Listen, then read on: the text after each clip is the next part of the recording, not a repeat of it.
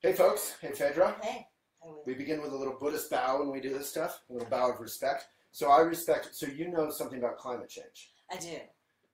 What is your profession, or what do you do with your time? So I am a professor in environmental communication, and I work with communities that are environmental justice frontline communities. So people who have faced pollution and are trying to get it cleaned up. And So people in these, what do they call them? The sacrifice zones? or the Superfund sites? Yes, exactly, exactly.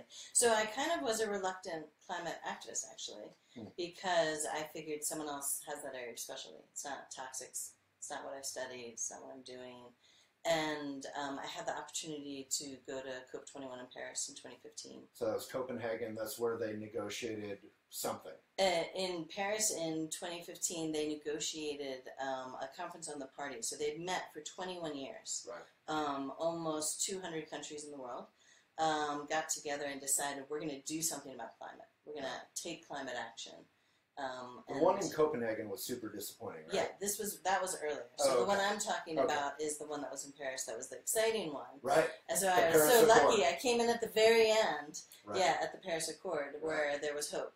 So you went to the Paris Accord. I did. And there are hundreds of nations coming together, all agreeing on some general framework for voluntary changes. Exactly. Voluntary changes. They're not binding, which is kind of interesting in light of last week's discussion. And last week's discussion. So you're referencing President Trump decided to pull the U.S., one of the maybe 2 or 3 biggest by far polluters out of the Paris Agreement. Right. And he actually had a lot of conservative voices pushing him to stay in. Yeah, conservative voices, major corporations. Exxon, etc. Yeah, like Exxon, Philip Morris, Walmart wanted him to stay in. And were they just trying to save face, or was that public relations, or did they actually have some reason they wanted us to stay in? I mean, it seems like there's at least 2 reasons. One is they believe climate science, so something's happening, and no matter what you're selling, you can't sell it if you can't breathe. Yeah. You can't sell it if you can't drink water. So at some level, no matter who you are, no matter what your politics are, you need the climate. That's a political party. One's not benefiting over the other. There's a great quote. It used to be on the Patagonia website, but I think it just is a quote bouncing around the world that says there's no business to be done on a dead planet. Yeah, exactly. Yeah. Exactly. So I think a lot of businesses believe that to be true. And also, the treaty that was arranged is non-binding and it's very friendly. So I went there in part because I met a climate commissioner from the Philippines who had spoken in Poland at a previous one. And he had spoken right after Typhoon Haiyan, or what the rest of the world called Yolanda, hit. And he was incredibly... We called it Yolanda, and the rest of the world called it something else? No, the rest of the world called it Yolanda, but if you were in the Philippines, you called it Haiyan, which, I see. It's one of those interesting things. And so I saw him when I was in Paris, and he and many other people who were in the Global South and in Africa were trying to negotiate for 1.5 degrees. And what we got was 2 degrees. So the treaty is not that strict. Allowing a 1.5 or a 2-degree increase in the world's temperature. Exactly. And that sounds like a very small amount, but small percentages of degrees affect, obviously, how fast the ice melts and the increase of storms and drought and all the kind of things we're already seeing. Yeah, forest fires. So in Colorado, the past 4 years, we've had more forest fires than ever before in history. So it comes across in all these different ways. Yeah. So for people tuning in, say where you're tuning in from. If you have any questions for Phaedra, please, any questions are welcome. Cynical questions, questions about what you can do.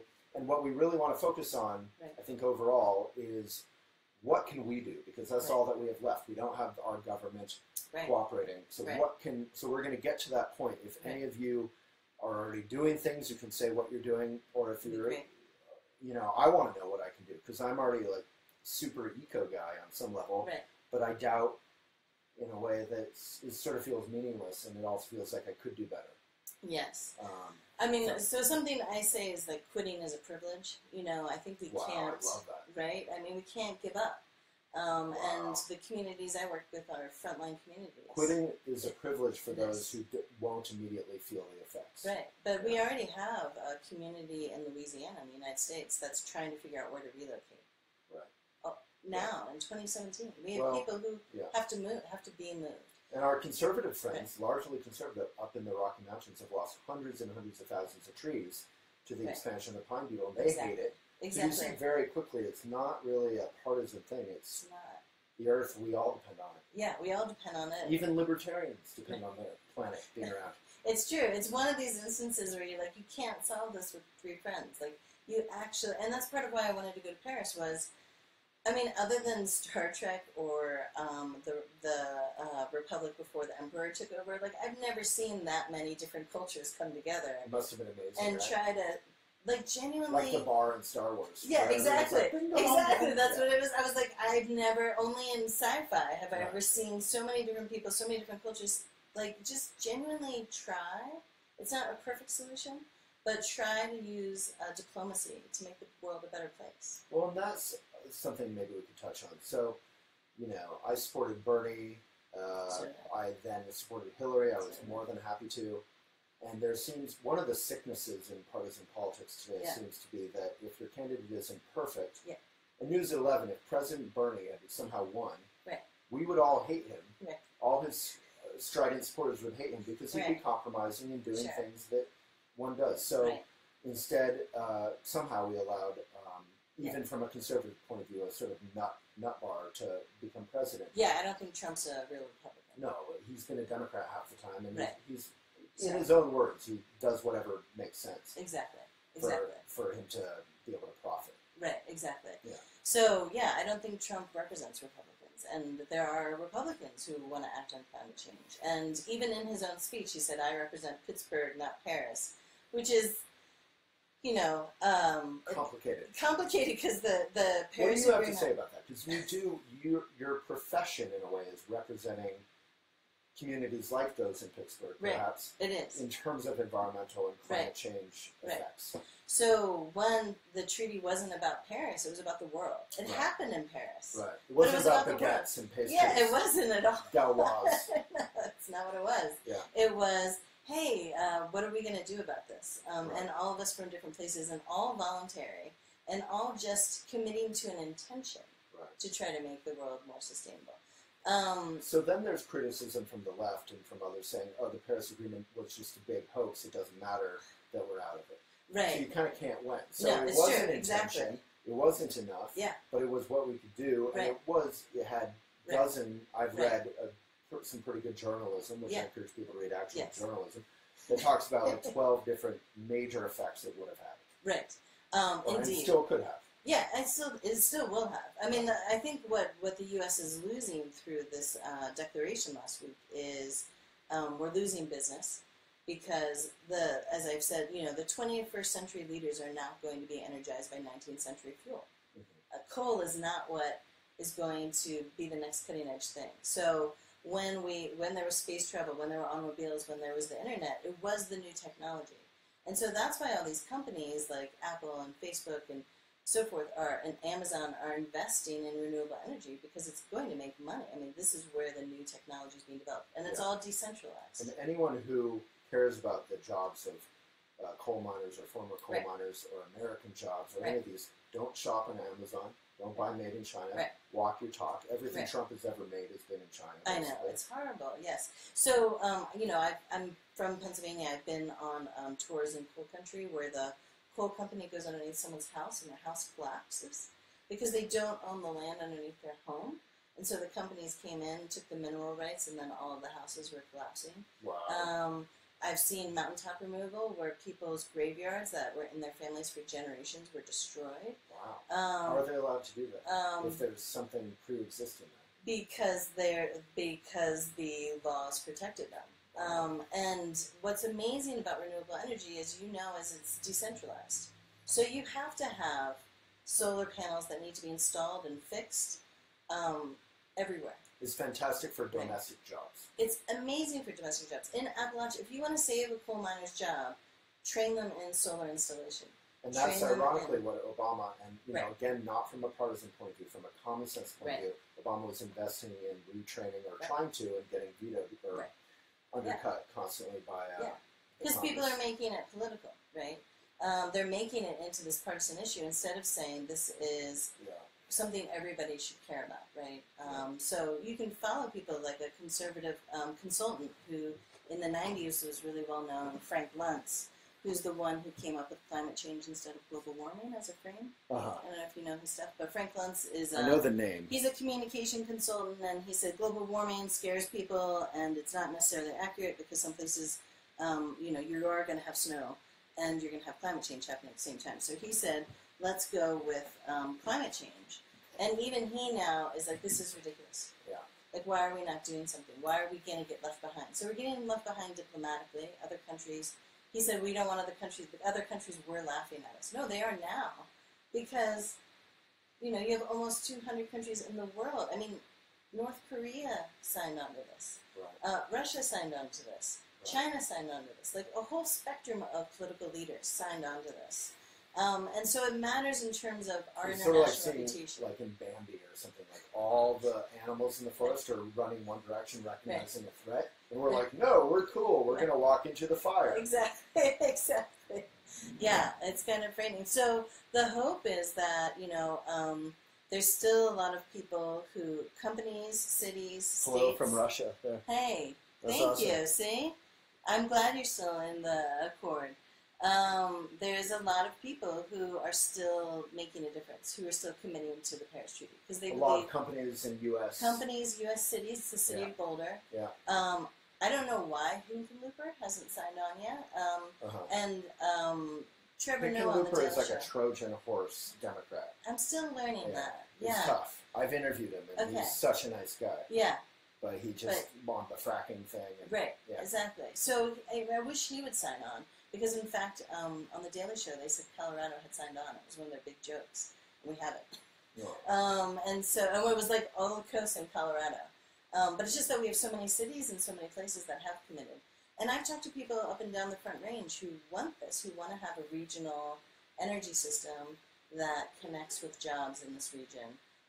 Good jobs that would help people with installation, help people disconnect from natural gas. Yeah. I mean, if you want to get rid of the demand, disconnect your house from natural gas. Right. So that's one of the first things I do. That's something I've said for years. I have natural gas, full disclosure, but I have a lot of very self-righteous, angry, liberal activist friends who hate fracking. And I'm always like, how do you hate fracking? I mean, it's kind of like it's a privilege, like you said. Yeah. How do you hate fracking and then you go home and you prefer natural gas in your... Exactly. So, from a mindful point of view, should I get rid of natural gas and go electric and then solar power it, right? Yes. Yeah. So that's, I think yes, but on the other hand, but you do all this stuff, right? You bike to work and you do a whole bunch of things that make the, and you do a lot of things. Yeah. But this is part of what I worry about in how people think environmentalism is. They think it's an all or nothing. It's kind of like yoga. When some people get into it, they don't understand it and they think they have to be perfect. Well, there's this great quote about yoga that I think references what you're saying is, I can't go to yoga because I'm not flexible. And then it's like a cartoon with Batman slapping Robin. Robin saying, I can't go to yoga because I'm not flexible. Batman saying, that's why you go to yoga. Exactly. Yeah. So I feel like it's that way with the environment. People are like, oh my gosh, I'm not all these things. And I admit to my students, because they ask right away, they say, because I teach at CU Boulder, they'll say, are you a vegetarian? Yes, I have been since I'm 9. Do you have a hybrid car? Yes, I do. But there's going to be, I can have an amazing 24 hours. There was one time I had an amazing 24 hours. I had testified against a coal plant to shut it down. I had literally picked up a beagle that was stuck in the middle of the road and saved it from a bus. Wow. And I said, here's the things I did in the past 24 hours. And guess what? I did nothing to stop violence against women in the globe. I did nothing for all these other issues I cared about in the past 24 hours, I did nothing. Right. And so I think when we get to the space where we think you have to be perfect or do nothing, people do nothing. Yeah, and just News at 11. No one is perfect. LeBron James, Michael Jordan.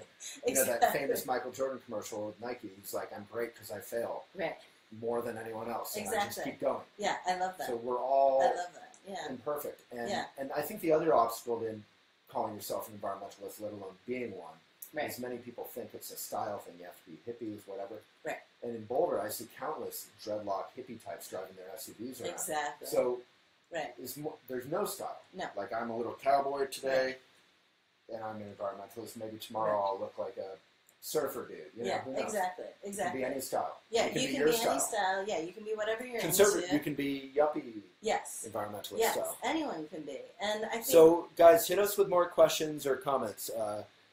Take an opportunity. I actually have someone who knows what they're talking about on the show.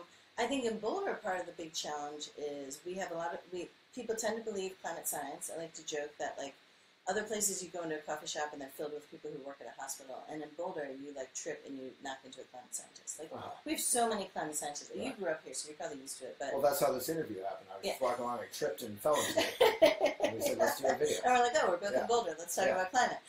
Not every place is like that, but so I think this community is excellent at supporting climate science, understanding it's a huge source of income. The state of Colorado, climate research is a huge source of jobs.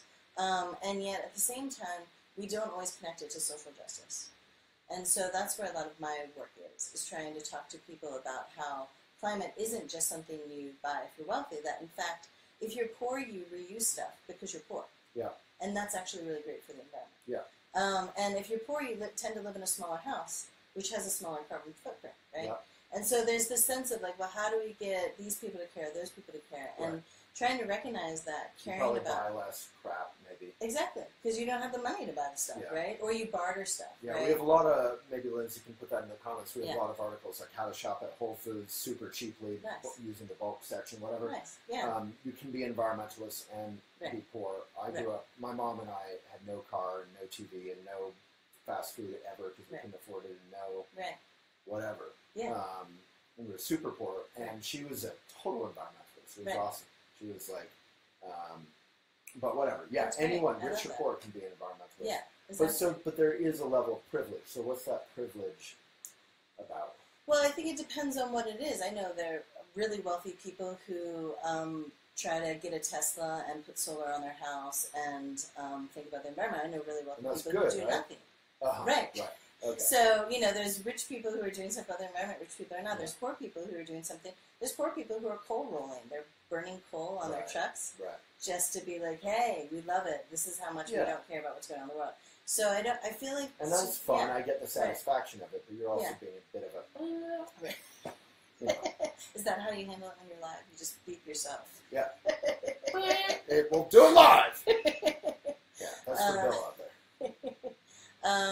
So I think it's important to try to have conversations not with the usual suspects. So this is a big thing that Bill in your office, is how I know him, is he wants the city of Boulder, which is this great place for climate action, to think about how they engage the public in more interesting ways, not the same old, same old. And so part of it is this is what Bill's working on? Yeah. So like in what ways? So, and part of it is that, you know, I go to a lot of public hearings in a lot of different places where the community is asked to give input on a city decision or a state decision or whatever it is, or an international one. And in this city, more than any place I've ever been, the people who show are very confident when they speak. And they've been here forever, it seems, and they've been talking to the same 6 people, it seems, for a very long time. Right. And on the one hand, that's a wonderful thing, because you want people who have roots to be part of the conversation. Who are active. Right, but there's also a whole host of people who are from different incomes, different ethnicities, different language groups, and so forth, who feel less comfortable in those spaces, because they walk in and they see these people who are communicating in a way that's not open, like you're a very open person that invites people to talk. Where other people, they think in order to make a difference, listening is not part of it. They just want to speak at people, and they're just waiting while other people speak till it's their turn to speak again. Right. This is like a terrible way to try to engage people. It's a horrible way to do an interview, too. I'm sure. Yeah. Exactly. Yeah. It's maybe horrible for life. It's a horrible way to have a date. It's a horrible way for an interview. It's a horrible way to have a public hearing. Like, you need to listen and actually figure out where people are at and figure out what you disagree about or not.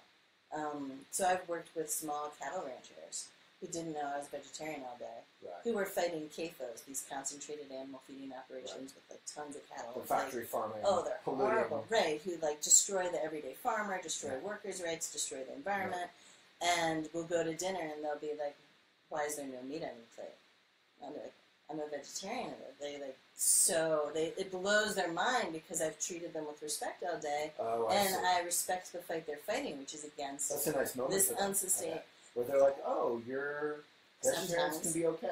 Sometimes it is. Sometimes they're like, oh, you're not all judgmental, sitting there like, thinking about all these other things. Like, you're actually open to, lots of people making a difference in lots of different ways. I did an interview with a poop scientist or something, and as you can guess, I wasn't super excited about the interview going in. And it was honestly, one of the best 5 or 10 interviews I've ever done. I've interviewed lots of famous people. Right, yeah. Because he talked about the CAFO thing at some point. And he said, back in the day, farms didn't specialize. They didn't do 10,000 cattle and have this toxic runoff of poop. Exactly. They, the chickens would eat the whatever, and everything would cycle through, and everything would be part of it. And they wouldn't have to buy chemical fertilizer. They would use the poop as fertilizer. Yeah. So everything was cheaper and environmentally totally neutral, if not good for the earth. It was actually good. And now we've split it up, and CAFOs, these huge farms, are actually devastating to the environment. And farmers have to spend more money on chemical fertilizer. Exactly. And they make less profit because they have to give half of it away because they can't use their seed again. It was fascinating. Yeah, and I think that stuff's amazing. And that's why half of it is we have to invent new things, and half of it is we just have to remember ways we used to live. It's not all the newest, the latest technology. Sometimes it's just, well, how was it when you were growing up? No, you couldn't afford it, and so you did this or that. And it doesn't mean you didn't have fun growing up. I had a great time. Yeah, exactly. We had an awesome life. I mean, we were poor, but we had safe streets, which was a privilege. Yeah. We had good education, public education, which was a privilege. Yeah. And that was kind of all we needed. It was pretty good. Exactly. There were hard times because of money, but not to undersell that. But it was great. Yeah. But no, I think a lot of people got depressed as we have like these shockwaves with this administration. And I just hope people are willing to commit like 30 minutes a week or, 2 hours a month to climate action. Like, because if you hear what happened last week and then you've grown and then you move on and like it doesn't change you, then you haven't made it a priority, And so then you turn around and say, why isn't he making it a priority? Well, have you made it a priority in your life? And so that 30 minutes could look very different for different people. If they're lawyers, they could work pro bono for our children's trust, who are the kids, literally, who are suing the U.S. government right now. And that's a national thing? Or? Yeah, it's a national thing. You can go to their website. They say, are you a lawyer and you want to help us? Here's ways you can help these kids that are suing the U.S. government about climate, because they're suing them on the case that you're destroying our future, and therefore you're violating democratic principle of the United States. Wow. And they've gone through a few stages. They've had some victories. They've had some victories, yeah. So if you're a lawyer, you can do that. We need digital storytellers who can help people think about solutions. Sometimes I think one of the easiest things I do as an environmentalist is I compost. And people are like, oh my gosh, you compost. Like, this sounds so wild to people who don't compost. It's hard to understand in Boulder because so many people compost. But in other, I used to live in Indiana. Intimidating about it? I think because people have never done it. Well, what I say to them is like, it is literally the easiest thing I do. I just have a second bucket where I throw my trash, right? So I have food stuff, and then I have garbage, and then it's the same thing. I just have 2 trash cans. And then do you put your compost into the municipal compost, or do you garden? So I used to garden with it. I still have a garden now, but now most of my compost goes to the city because it's so easy. So for people who have municipal compost, which is not everyone, it's so easy. So easy. Just pop it in there. Yeah. For those who garden, you do have to layer it and turn it. And sure, but you can get now those like. And we have composting blogs. So good. Those. So yeah, go read the composting blogs because there's all different levels, just like gardening. Like you can do gardening like a beginner, and you can do gardening like you're going to spend 3 hours every morning gardening. And so composting's like that. I used gardening, back in in World War II, I think it was, victory gardens we called them. Yes. Like being self-sustaining was helped our troops. Yes. Have their food and all. Yeah, it is a source of national pride. It's a source of local pride. And it can be it can save you money. Yes, it can. And not that much time. I planted some seeds. I'm the worst gardener ever. I planted some seeds. It's been getting rained on. Now I have like 5 big old things growing. Yeah. If people aren't growing herbs are the easiest thing. Like if you're not growing basil and then you're going to buy basil to make pesto or whatever this summer, that's silly. So you save much more money growing it yourself. But the question that comes up, I feel like, is, Trump is pulling out of Paris, and is me planting some herbs going to be enough? Like, how do you talk to that, like, morale-wise, it's devastating, isn't it? Yeah, I think it is, but I think on the other hand, I know so many good people who are devastated, and I remember that's most people. And then I think the big thing is to get outside our comfort zones and try to connect for collective action. So, like, this is completely uncomfortable for me. Really? Yeah, I don't like to do video interviews. How's it going so far? You're fabulous. Do people like how she's doing? No, Give her a like or a love or a heart. You guys are killing me. There's only 25 comments. See, all this live feedback, really? That's intense. Oh, you have so many. That's you intense. have so many questions and comments. See? Keeps coming. And we'll get to those. But yeah, give her some love. If, see, there's a heart that went through. So everyone has to get outside their comfort zone. You know, you can't wake up and be like, ooh, I don't know if I want to do a live Facebook interview. Right. You just say, it's my ego versus the environment, and maybe I won't say everything in the way I wanted to say it, because I much prefer to write than to speak. Right. You'll have hours and days to replay every moment of this and how it could have gone better or worse. Yeah. But see, I think that stops too many people. Yeah. And I just think, well, if they can see that I can do something about it, then, and that people who were in Paris are like everyday people. I just made my kid a grilled cheese for lunch, like, just total, everyday, normal people who were part of this treaty, who were trying to say, let's just put the intention to make the world a better place. Let's try to say we need a climate to live. Then you don't have to be a magician. You don't have to be a climate scientist of any part.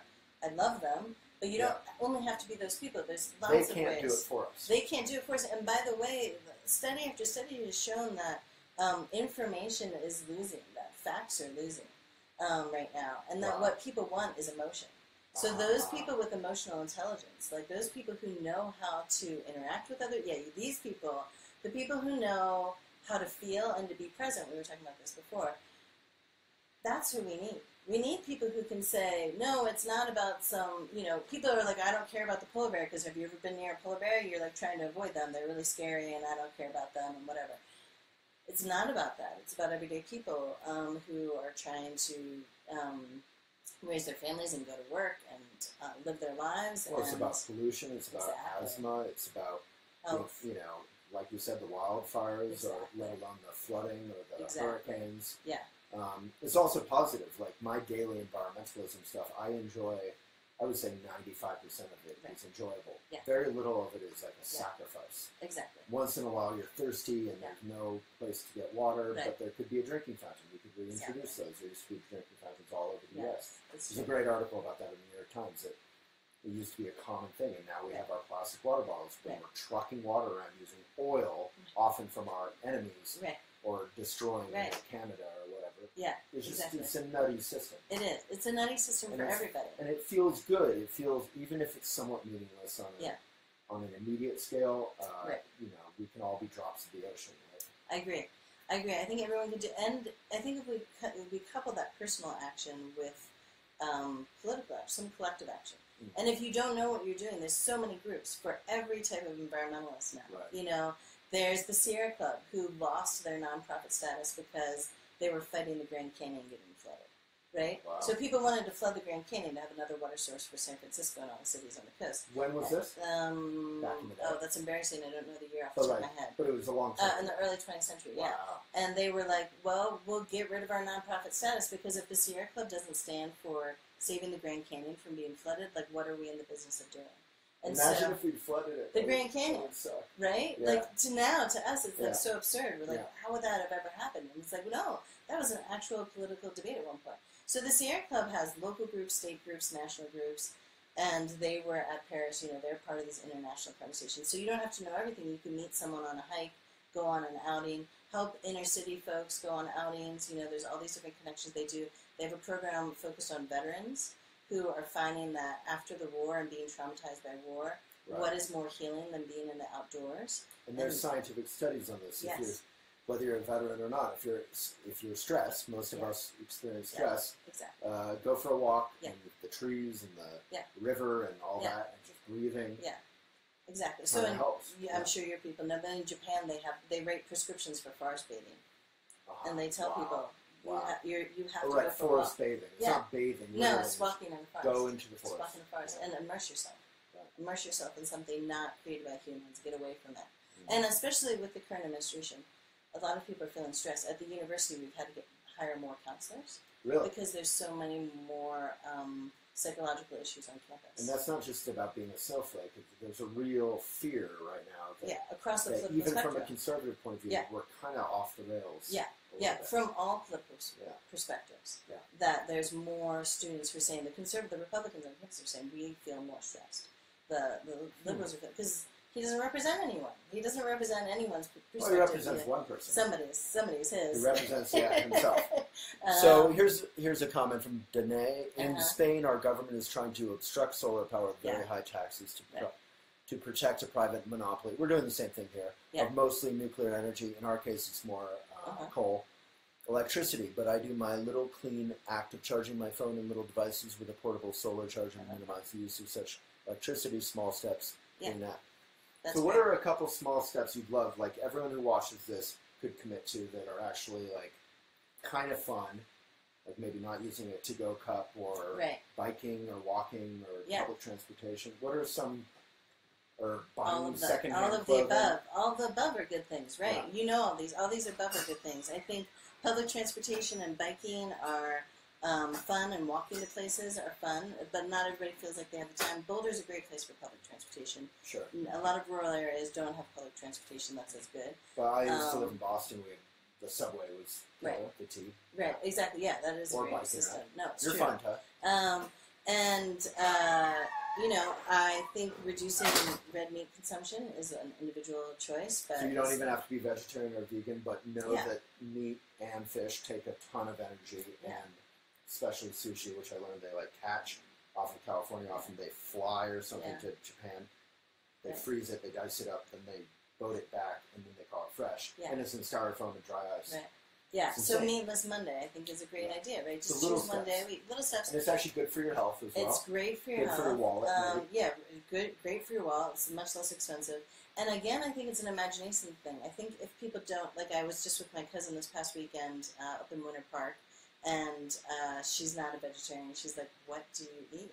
Yeah. What do you eat, right? And so it's just like the compost. What do you? But I do. But on the other hand, I get that's true with everything having to do with climate. And I think people shouldn't be scared to ask those questions. Like, how do you charge your phone with the sun? Yeah. Okay, well, you actually can buy that device on Amazon.com, and it could be delivered to your door in 48 hours, and you too could be using the sun to power your phone, which you know you want to power up every day, right? So, trying to figure out different ways to tell people not to be scared to ask. Well, even bike routes in this town sometimes. Sometimes I'm like, I don't know how to get from here to there. It took me a while to figure out to get to one of the buildings on campus through bike routes. And it's because I was new and I just needed to figure it out, right? And you have to, be willing to say to someone, hey, how did you bike to this building right here? I couldn't figure out this part Google of the route. Maps now has bike. You have a bike option. And that's pretty amazing. Yeah, it is amazing. It's a real gift. It is a gift. And a lot of municipalities, rural, urban, will have some general bike info if you Google it. Right. Boulder has amazing info. Yeah. I just did the B360 thing. Have you heard of that? Where everyone gets together and bikes around 360 degrees of Boulder bike paths. Nice, that's awesome. Yeah, Boulder's an amazing place for bikes. Yeah. Getting off natural gas. I've saved so much money. We've saved so much money at our house cutting off the natural. You just tell them, I want to cut off the natural gas. I want all my energy to come from electricity. If you're against fracking and then you go home and you use gas, I love that. It's not a good thing, I've been wondering about that for years. I kept thinking that, but I never acted on it. See, just talking with people. Right. And saying, get something you don't. Right. That's super helpful. Yeah. And then doing collective action. Because I have solar power, but I have my oven is natural gas. Right. I know. I had to give it up.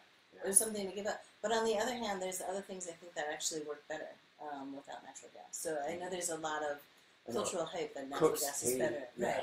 They're like, I can't work with electric, you know. But I think it's, you have to, there's different things to adjust to. But there's also, as you were saying, a lot of fun. I mean, the people I meet who are on the front lines of this work are amazing, funny, hysterical people. And I just did this Just Transition conference with Aaron Mayer, who's the first African-American president of the Sierra Club, and Jose Bravo, who's the head of the Just Transition Alliance in California. And I was laughing, so I was just crying all dinner. I was crying because they were making me laugh so hard. They're both total pranksters. They're both really, really funny guys. And they get up every day and they fight for, workers' rights, and they fight for the environment. They fight for people's health.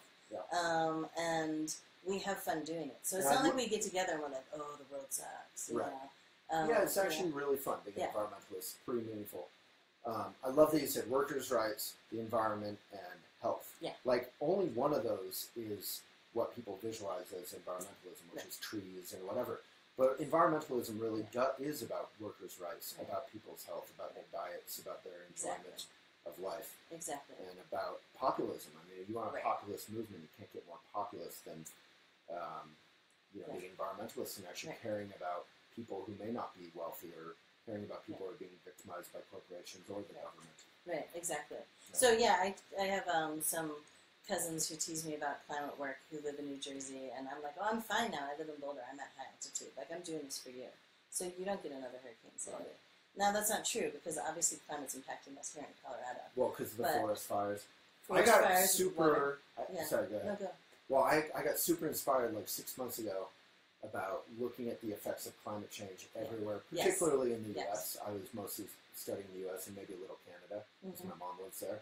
But there's very few regions of the U.S. that won't be impacted by one of the 6 major effects of climate change that are all bad. Yeah. Like, the forest fire smoke becomes, you can't live in Boulder and enjoy Boulder if you can't breathe. Yeah, exactly. So it affects almost everywhere. If you're up in the middle north of the U.S., you're relatively safe. But even Montana, you're not really. No, it's true. So hopefully people will connect with other people too, which is probably why people, even if it's an online space, there's tons of environmental online spaces. Hopefully there's links popping up. You are wonderful. Oh, thank you. And the Holly says you're amazing. They're so nice. Yeah. I think that it's important to connect with other people so you don't feel alone. I think that is one of the most dangerous things about right now, is that people start to get depressed and then they feel overwhelmed and then they don't share that. And it's okay to feel sad and overwhelmed. Like, when I try to explain climate change to my 7-year-old, it's depressing, and I have to watch, like, how I explain, he's like, where are you going after you make me lunch? I'm like, oh, going to talk about the environment again, right? So how much do I tell him, and at what point, and what can he take in? Is it depressing? I mean, it also must feel really good to be involved, right? I think it's empowering. I do. I think it's amazing to meet people like you who are like, oh my gosh, you have this whole world of people I've never met before. And that sense of connection, when they do these studies about what makes a long life, it's usually that they have a community. Yeah. That people who have a community, whether it's religious or spiritual or secular or yoga or art or whatever it is, that makes them live longer. And that when you think it's just you, and it's only you who doesn't know how to do something like climate, only you who feels overwhelmed right now, only you who can't do something. I mean, I went to a retreat. Climate's not my background. I went into Paris to the Paris conference on how do we figure out how the world's going to do something about climate. Did I know everything? No, but I met Yeb, and we had a great conversation about what's happening in the Philippines. Aaron, the mayor, and I from the Sierra Club met people from the United Auto Workers. And that was probably scary for you to go. Oh, it was totally intimidating. Because I'm like, I only know a few languages, this much, You go to other countries and they're like, Americans, you're so horrible, you don't know any languages. We're like this global embarrassment. I walk in, I'm like, they're like, oh, I've been going to Coke for 15 years. I've been here for 18 years. Like, people would say, you introduce yourself and you say, how many of these have you been to? And I was like, it's my first. They probably love you. But they were like, they said, well, where are you from? And I said, well, I just moved to Boulder, Colorado. And everyone I met was like, you're so lucky. What an amazing place, because they know the climate scientists. Like, we take our climate scientists for granted because we're like, oh yeah, I bike my bike up to NCAR, but like, whatever. Of course, everyone has some atmospheric scientists in their backyard. It's true. Right. So when you're in other places, they're like, that's amazing that you're someplace where people want to do something. And our science is actually valued as like an expertise, which is also, it's kind of interesting about this. I don't know if you get into expertise at all, but like, I would not ask my dentist to fix my car. And I just think it's a weird thing in our culture right now that people are anti-expertise. Mm-hmm. They're like, no, nobody knows more than anybody else about anything. Well, and we're really?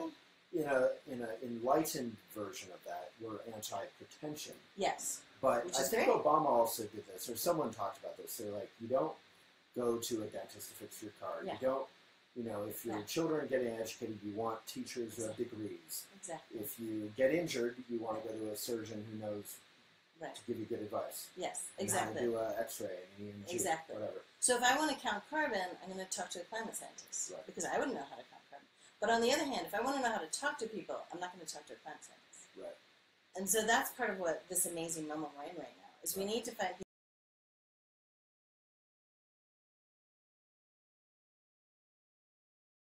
here in the Front Range on placing jobs for job placement. Well, even the term social justice is almost like a toxic term to Republicans. Like, which is sad because social justice is one of the major reasons people voted for Trump, because they felt like they were being left out and forgotten and no one cared about them, which is what social justice is. It is. It's interesting. Well, so one of the terms I like that I think resonates with what I've read, through Elephant Journal is life. So, like, I really am life affirming. When people ask me, what's your value? I'm like, I believe in life. Like, I like to support life. I like people to be able to breathe. I like people to be able to eat. I like people to be able to drink water. I don't see that as a political issue. Yeah. And I was behind a truck coming here that had a Colorado Protects Life license plate, right? And why don't we perceive climate that way? Like, how can you fight for the unborn and you don't want to fight for unborn generations that climate's going to impact? But could you reverse? I think that's a beautiful point. But could you reverse that and say, okay, so if I'm trying to connect and appeal to Republicans, how can you fight for the environment and not fight for the unborn? Yeah, that's a tough question, right? Yeah, no, I think it is a tough question. I think yes. Well, we could digress on that too. I don't know. Well, my answer to that would be like, the sex ed and contraception. Yes. All these things reduce. Like, I did a video on how we're all against abortion. Right. I'm pro-abortion rights. Right. But the way to no, I'm not a fan of abortion. Like, well, this is a great time. Let's do it more. Right. We all want to reduce the need for abortion. The way you do that is you have sex ed, you have contraception. Women's empowerment. Women's empowerment. The more education level you don't push it back into the alleys and hangers and make it unsafe. Exactly. That's not good for anyone. Exactly. And we've seen again and again, every Republican senator, whoever is against abortion, when it comes to their family, they're like, exactly.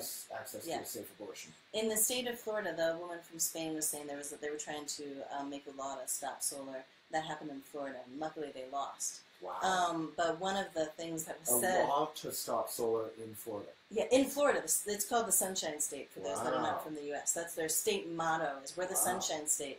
And conservatives, liberals, everyone were like, that's ridiculous. I'm going to save money by having solar energy. You can't. And that's my private property. Why are you making laws to not let me put solar on my... So that's another one, is private property.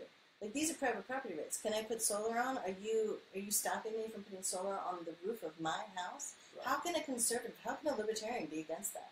Right? Like, how could they say, well, we're going to support this referendum that's going to stop people from putting solar on their house? Libertarian definitely wouldn't be against that. Right. They would be like, right. So in Florida, it lost. And it was this amazing coalition of all different people who were like, we're the Sunshine State and we want to put solar on our roofs. This is not about politics. This is just about common sense. This is what we want to do. But someone on the state Congress floor said, does my wife need to incorporate her uterus in order to have rights in the United States? Wow. And he said it on the state. He was a representative who said it, because he said in the U.S. the corporations have so many more rights than everyday people, right? And so why is that? Why are we giving so many more rights to a corporation rather than, an individual person? So I think there are a lot of people raising those questions. I love that. I think that's what it comes down to. Like, there's been a fair amount of thoughtful coverage about the support for Trump, the support for Bernie. What it had in common was this sort of concern about power. Yeah. And whether it's corporate abuse of power, government abuse of power, individual abuse of power for the very wealthy, like the Koch brothers or whomever. That should be a concern. It should be a concern. The banks. Yeah, it should be a concern. At the same time, as you said at the beginning, there's a lot of people who are really wealthy business people who are investing in renewable energy because they think that's where the future's going to be, And so I also don't think all, going back to our point about impurity, like, I don't think all corporations are evil. I don't think all, I think... We're a corporation. Yeah, exactly. Yeah. So I think sometimes people think, oh, liberals don't believe in jobs, or don't believe in corporations, and it's like, are you kidding me? Like, I'm a Republican dream, in that, like, I got a decent education. I came up from nothing, but I actually had a good education, public education, which is important. It is. Done it without that. Exactly. Save streets, and then now I'm providing lots of jobs. Right. Exactly. So hopefully people will see that. I mean, I think another barrier might be race. because a lot of people are seeing the people on the front lines being most impacted in Africa. In Poland, at the Poland COP, the entire continent of Africa walked out of the negotiations because they said, you have just negotiated away our entire continent. Like our ability to, and we're talking dictators walked out, democratically elected leaders, like all sorts of different people from all sorts of different politics were like, the entire continent of Africa will not exist if you are negotiating us to this space, right? But that wasn't in Paris. No. So that was prior. So how did we improve? So part of how we improved was having this non-binding agreement, so that said countries can figure out how to get there. How do you get to that intention? Looks lots of different ways, right? So some countries are, stopping all coal immediately and going to wind. Some people are saying solar works better here. Some people are saying we're going to do it by changing and investing in mass transportation, right? So reduce the amount of cars on the road. So everyone can do it in a way they... For their culture, for their country, for what fits for their lives, they're finding a way to get there. So part of what it was telling countries, this is not a heavy-handed, bureaucratic treaty. It's one that says, you get there, but you're saying you have the intention to figure out a way to get there, to take the smart minds and get them together and say, okay, Elon Musk, how are we going to get there, right? And so that's why he said he was in this group trying to advise the president, because he was trying to help the president get there. Yeah. And then when the president was like, I don't want to get there, and then he's like, well, I'm interested in talking to people who are trying to get there. There's lots of ways to get there, and I'll talk to people of all different backgrounds, but you have to tell me this is the ultimate goal, is that you want us to have a climate so everyone can live, the humans can live, right? The planet will be here, but can the humans live in the future? And that's the intention. So that was part of it. And part of it was 2 degrees instead of 1.5 degrees. And part of it was different standards for different countries of different wealth. And so we are one of the largest polluters, and so there is more responsibility on us of what are we going to do, because we have a farther place to go. My child has a much larger carbon footprint than any child on the entire continent of Africa. I have a much larger carbon footprint as an environmentalist in the U.S. Than probably 3/4 of the world. Yeah. So that's part of why I think these individual changes are important, but I think if people hate gardening or get allergies when they walk outside, I don't want them to think they can't be an environmentalist. I want them to think, well, who's the group that's working? Maybe you're a tech person, maybe you're an artist, maybe you're someone who can help create a website for a nonprofit. Maybe you're good at creating new online platforms for job placement. So we now have, through Google Maps, a way where you can look to see how much solar you can have on your roof. So you can go online with an app, and in Boulder, but also elsewhere, you can say, okay, this is how much my roof has capacity for solar. Like, this is my renewable potential right now on my home. That's amazing information. What if we had that also for jobs? Google Maps. So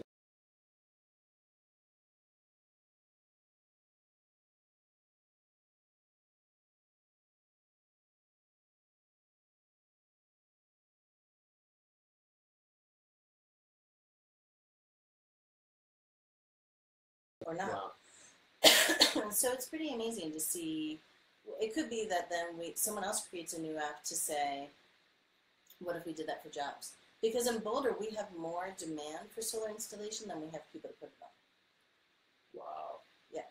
So then once the revolution starts and people say, yes, this makes sense, it's my private property, I'll save money in the long term, it's good for the planet, it's good for me, let's go with solar. So we have a surplus of jobs. Yeah. Here. Oh, Boulder has a surplus of jobs. Solar. Right. So move to Boulder. We got jobs. Yeah. The rent is not that bad yet. Yeah. Buying a house is pretty tough. All right. Shall we touch in with a couple questions? If you have any questions or comments, hit us. So Danae is in a hilly small town with nearly no public transport, so she shares her car as much as she can to minimize emissions. Yeah, carpooling is a great one. We blog about that.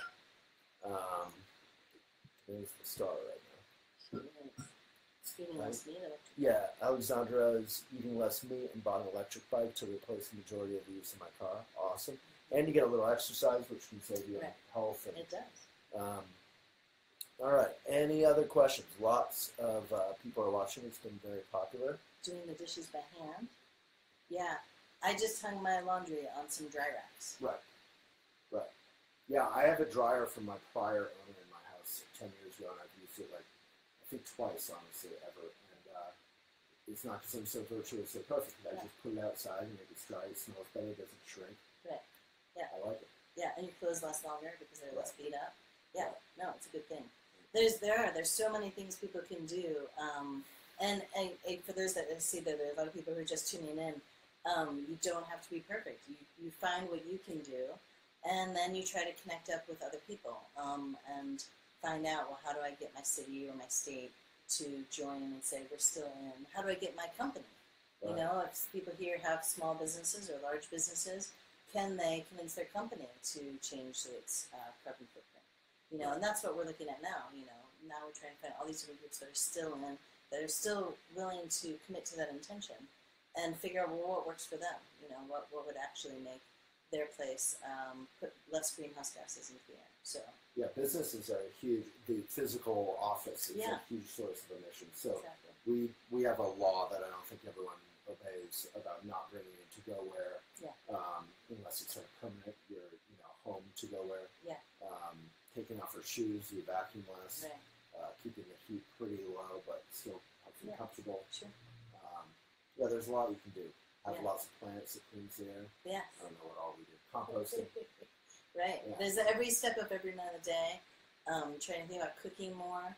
Yeah. And less processed food. You know, thinking about all the steps it takes to get processed food in front of you. Has a much larger carbon footprint. Yeah. Michael Pollan said, if you've seen it advertised, don't eat it. Basically, like if it's just basic food, no one's advertising it. No one's saying eat apples. Yeah. Eat carrots. Yeah, exactly. Yeah, no, because why would you? It's like breathe air. They're hard to make money off of. Yeah, exactly. Because they're already kind of perfect. Right. Yeah, it's true. So hopefully people will find ways to figure out what they want to do with their own homes, what they want to do in their neighborhood, and then reach out to organizations like our Children's Trust or Sierra Club or whomever. There's no matter who you are, if you hate one of those groups, there's another group that does what you're into. So maybe we can put our Children's Trust in the comments. Yeah, they would be great. One of the youth lives here in Boulder, and they are suing the U.S. government to do something about climate. And so if people have that background, there are tons of groups that are 350. You've talked to Bill McKibben. Lots of groups that are doing things. 350.org we could put, or my interview with McKibben, or either of them. And and you said Sierra Club. Sierra Club, I think, is great because they have local and state and national, right? So some people are like, I don't want to deal with my neighbors, but I really want to have an impact on national policy. Well, guess what? There's an organization for you. Some people are like, I really like to go hiking, and when I go hiking, I want to go hiking with a group of like-minded people that want to talk through this. Maybe I could figure out what I can do. That sounds cool. Yeah, so you go on an outing with the Sierra Club, somewhere. I want to do that. Yeah, right? But that would be a fun time. So fun way to spend time. And so they do that locally? Yeah, so everywhere.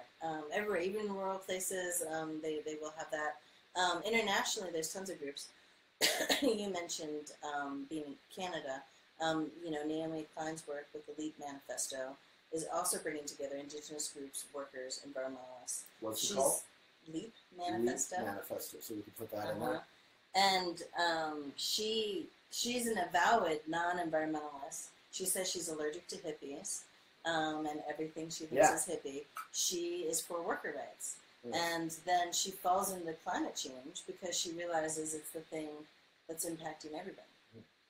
And so, it's one of those great stories of someone who didn't come into it saying, I really like the outdoors, or I really like animals, or I really like this or that. She was like, I like workers.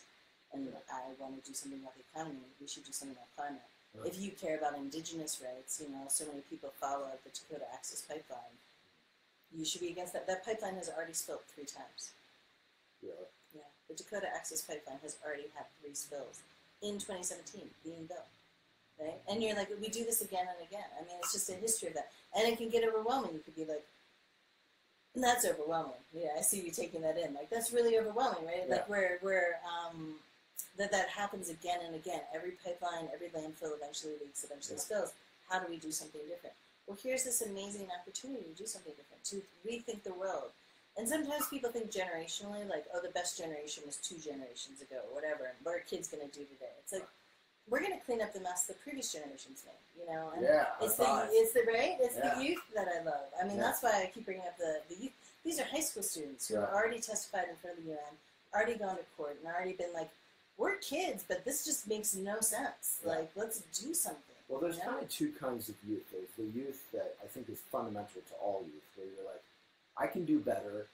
I'm seeing these weird inconsistencies with these so-called adults. Right. Let's improve the planet. Yeah. And then there's, I think, society, corporations really push a lot of youth to try and make money off of you. And instead of that, go to the mall, get into the latest fashions. You need to have this weird bracelet or shoes or whatever to be cool. Yeah. Go to the movies constantly. Right. So just an encouragement. I know when I was young, I was a big troublemaker, and I had some help in being a big troublemaker. There's a wonderful book I read that turned me into an environmentalist called 50 Simple Things You Can Do to Save the Planet. I have that book too. It's amazing, just fun. It makes it fun. Right, it does. Like legitimately fun, not fun like your mom and dad think it'll be fun too. So. No, it's true. Yeah. No, I think about that. When I moved here to Colorado, I taught at 9 a.m. a large lecture on Monday morning. That's tough. Killer. Rhetorical foundations going back to ancient Greece. It was so exciting. And eventually I did a road trip, and I went out to Vail, and it was gorgeous.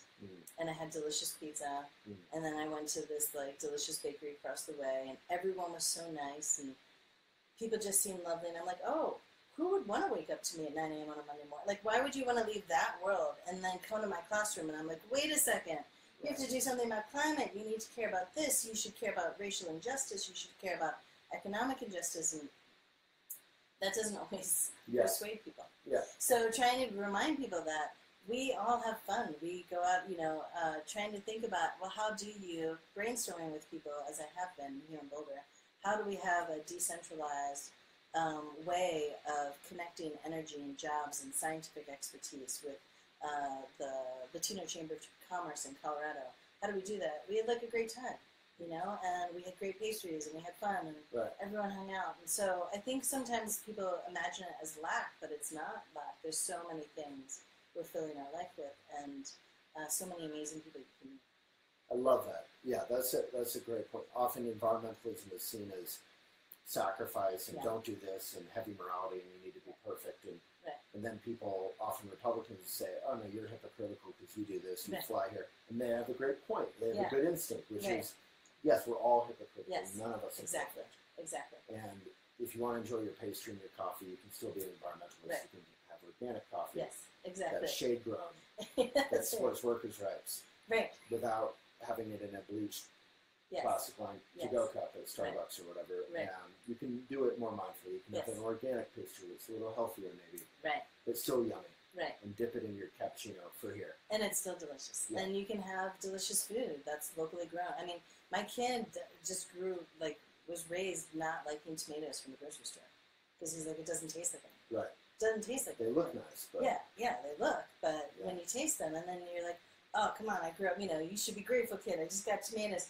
And then I go into, I'm like, you're right. Like, I don't want to destroy your taste buds because you understand what flavor is. Right. And I got used to not having flavor because I didn't have as much growing up, and so you just get used to certain things. You get used to what's being sold to you instead of what actually brings you pleasure. And so trying to think about, well, what do I actually enjoy? And where was it produced? And who was I with? And what was I doing? Then it's more meaningful. And Republicans, again, are all about that. They want to support local or, made in the U.S. or they wanted to have some integrity and connection. We all want that. Yeah. And, on the tomato thing, I think you know better than me probably, but like a century ago there were like 53 common types of tomatoes. They're all flavorful and different and weird. Exactly. And now there's like the round red blob that's tasteless. There's like two kinds or something. Exactly. They actually tried at one point to manufacture a square tomato.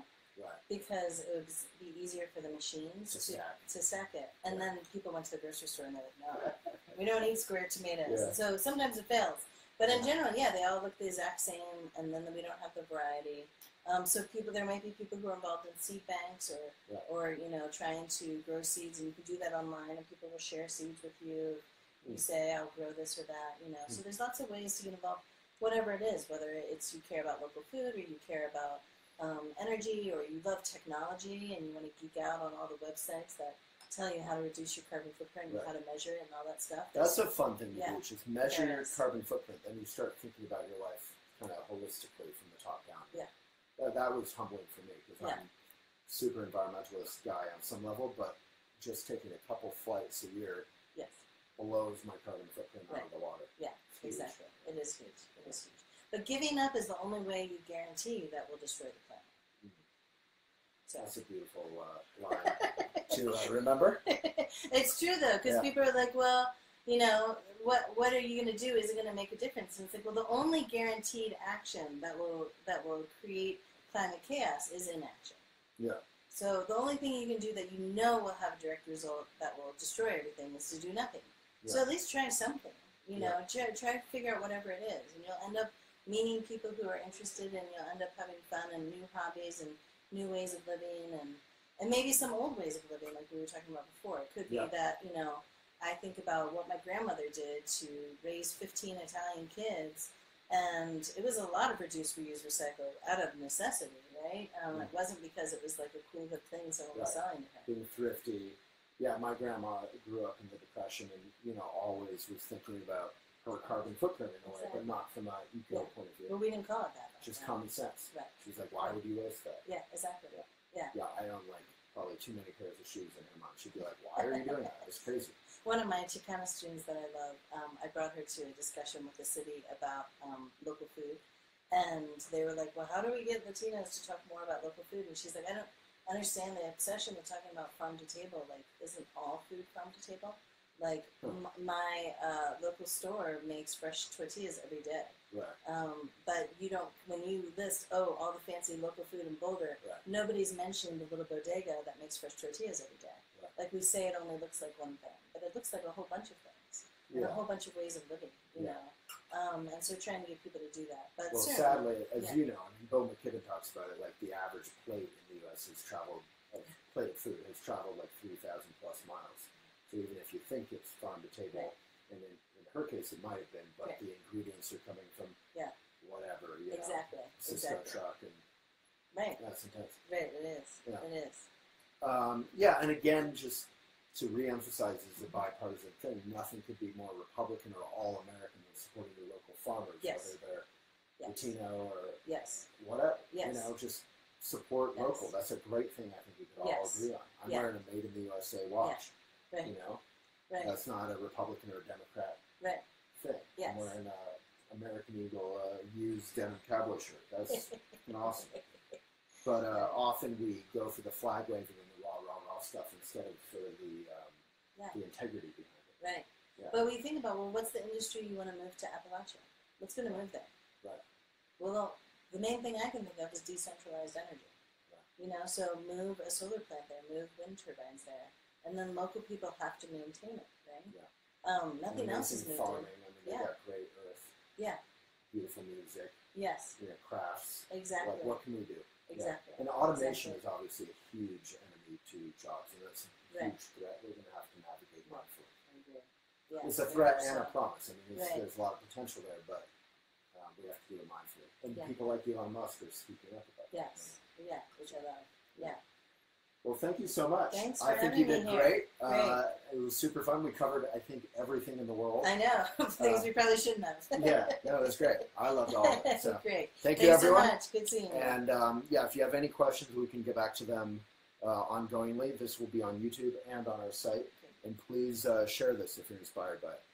Because we can and we must really fill in for our pulling out of Paris. Yeah. And again, many Republicans and major corporations wanted us to stay in. Yeah, everyone, corporations, governments, everyday people want it to become a priority. Yeah. And if you want it to be a priority, you have to make it a priority in your own life. So pencil it in your calendar, 30 minutes this week.